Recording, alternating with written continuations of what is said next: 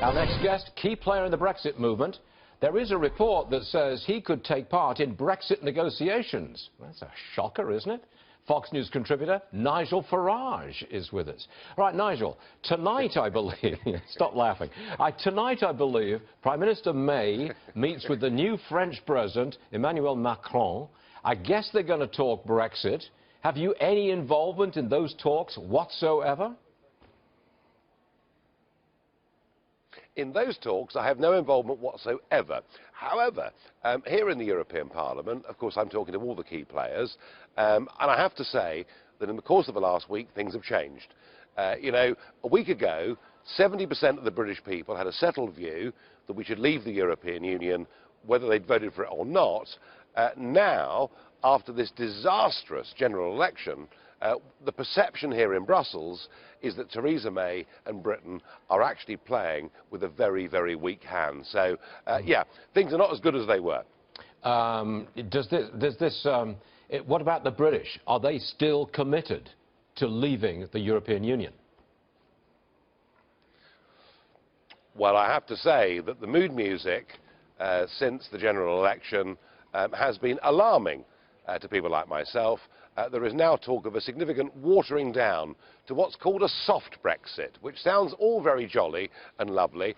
Are we going to leave the European Union? Yes, of course we are. Will we leave the Treaty of Rome? Yes, of course we will. But there is a real possibility now that we'll finish up in 2 years' time, still paying them money, still having their courts having a say, still having their laws, and maybe even open free movement borders. So let's put it like this.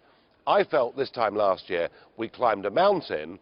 Yeah. I feel we're halfway back down there again. OK, I've got to talk to you about the British election where the socialist, the left-leaning socialist Labour Party, picked up a lot of votes, especially amongst young people and minorities. And can you explain this? Why do the Brits suddenly favour 1952 socialism all over again? What's going on? Oh, well, Marxism is very appealing if you've never been exposed to it before or seen what history has done with it. And, Corbyn went round saying to our students, look, I will wipe away all your tuition fees. I will promise you a land where there'll be money for this and money for that, and it'll all be absolutely lovely. And young people were very attracted by it. And can I say, many of them were so attracted by it, they actually voted twice. They voted once where they live, and secondly where they're students. So that needs a bit of looking at. I would think so. One more for you, Nigel. Senator John McCain here in America, Republican. He says former President Obama was a better American leader than President Trump. What do you make of that? I think Senator John McCain is a fully paid-up member of the bitter and twisted club.